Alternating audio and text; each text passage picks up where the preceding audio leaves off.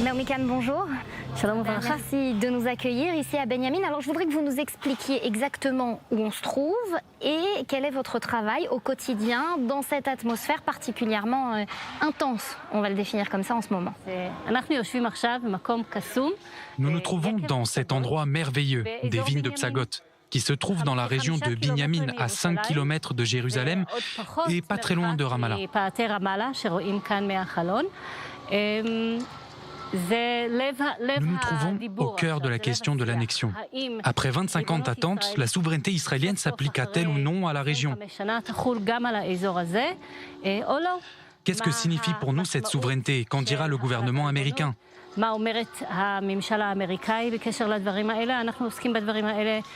Puisqu'ils sont très impliqués dans ce projet, depuis la présentation du deal du siècle par le président américain,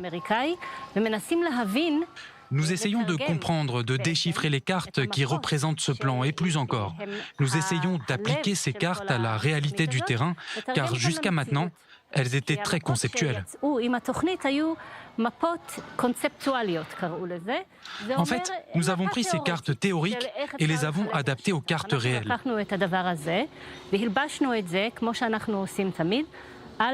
Aussi bien à la géographie du terrain qu'à la réalité politique. Justement, je voudrais que vous nous racontiez ces poches bleues, qu'est-ce qu'on y voit, qu'est-ce qu'on voit dans ces cartes? Le premier gros problème que nous avons trouvé sur ces cartes, c'est qu'elles sont de la science-fiction.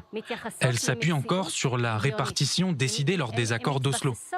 Comme vous le savez, Oslo a séparé les régions entre celles gérées par l'autorité palestinienne et celles gérées par Israël. Et ces cartes n'ont jamais représenté la réalité du terrain.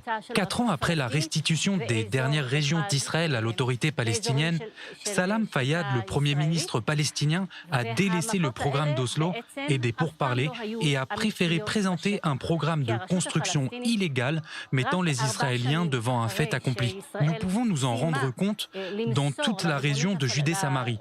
L'an dernier, nous avons publié ce rapport faisant part des 10 dernières années sur le terrain depuis que le plan du Premier ministre palestinien est appliqué. Partant du principe que les territoires des zones A et B sont déjà à eux, ils ont concentré leurs efforts au contrôle de la zone C.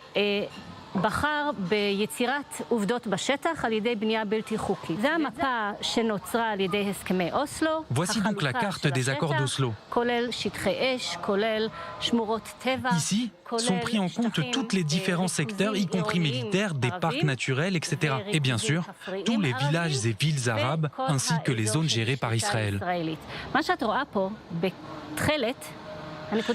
Tous ces points bleus que vous voyez représentent la présence israélienne en Judée-Samarie.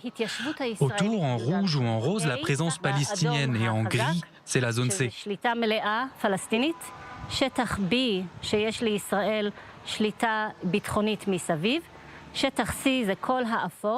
Le vert représente les réserves naturelles qui sont inconstruisibles.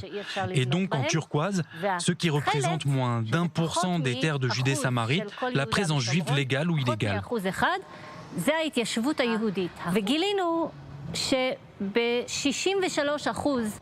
Et nous avons découvert que dans 63% des terres sous les contrôles palestiniens, aucun investissement n'a été fait pour le développement. Et par contre, ils ont poussé à la construction sans permis afin de prendre contrôle de la zone C.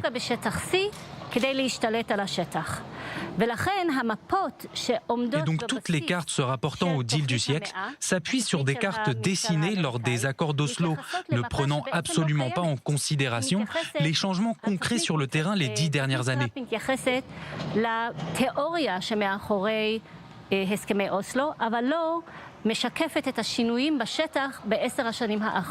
Une question à présent qui semble oubliée d'une certaine façon avec ce deal du siècle de Donald Trump, c'est la question des sites archéologiques.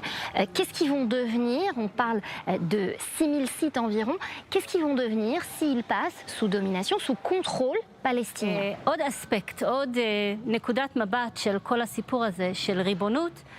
Le conflit de souveraineté s'appuie sur l'histoire et le rapport des peuples à cette région. Nous sommes assis ici dans une zone qui pour nous est historique depuis des milliers d'années. Et les archéologues, avec les découvertes des pièces de monnaie juives ou toute la culture du vin par exemple, nous le prouvent tous les jours.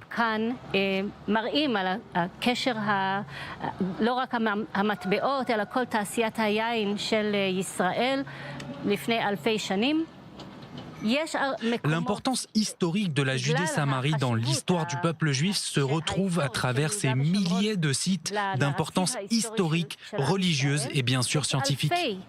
אתרים בעלי משמעות גם מדעית, גם היסטורית, גם דתית, פזורים בשטח. Concrètement, ça veut dire quoi? כן, יש ברחבי יהודה ושומרון כ-6,000 אתרים שאנחנו יודעים עליהם. Il y a en Judée-Samarie 6000 de ces sites que nous connaissons. Seulement un tiers est déjà reconnu comme site archéologique et seulement quelques centaines ont jusque-là été fouillés et scientifiquement étudiés.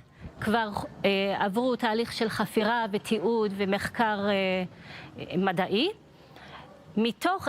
Si le deal du siècle est appliqué, plusieurs de ces sites passeront sous le contrôle palestinien.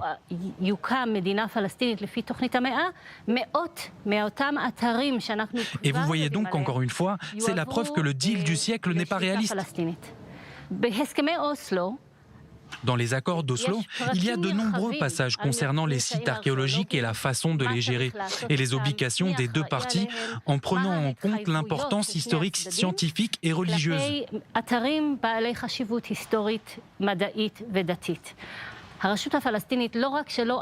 L'autorité palestinienne a fait exactement le contraire, en revendiquant des sites importants à tous les niveaux pour les Juifs et qui prouvaient les liens physiques entre le peuple d'Israël et cette terre.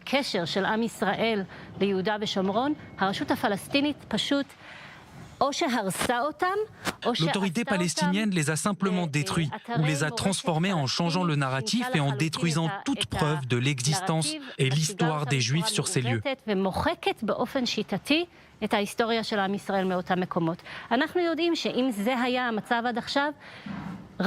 Jusqu'à aujourd'hui, seulement et uniquement Israël a donné accès à ces sites aux trois religions. שהתהליך הזה, אם באמת תוכנית טראמפ מתקדמת לכיוון של בנייה Nous sommes extrêmement inquiets, car si le plan de paix est finalement mis en place et qu'un État palestinien même mini voit le jour, toutes ces preuves historiques seront détruites à jamais. Naomi Kahn, c'est une tradition dans Israel Inside. Je voudrais vous demander quel serait votre mot de la fin. Un mot, un seul, qui pour vous définit, représente, symbolise Israël. Maison. C'est notre maison. Et c'est la seule que nous ayons. Nous n'en avons jamais eu d'autre. Et nous n'en aurons jamais d'autre. C'est notre maison. Merci beaucoup d'avoir répondu à nos questions. Merci de nous avoir fait partager un peu de votre quotidien.